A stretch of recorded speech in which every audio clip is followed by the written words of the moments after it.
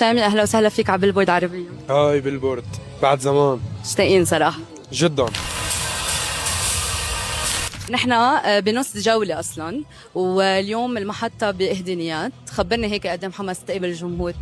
والله بعد صار لي فترة بين مصر وبين تونس وكانت جولة رائعة جدا، بس اشتقت للبنان. بتعرفي حبي للبنان شعبا وجمهورا وبلدا وعلى كل الأصعدة، وسمعاني صوت الجمهور.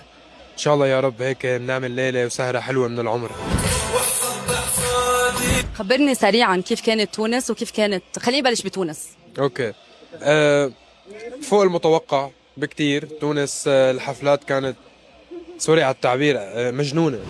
الجمهور كان متفاعل بطريقة غريبة، كانت محبة كتر خير الله. وأنا طلعت مني طاقة مميزة جدا بتونس لما قابلت هذا الجمهور الاستثنائي. ومصر؟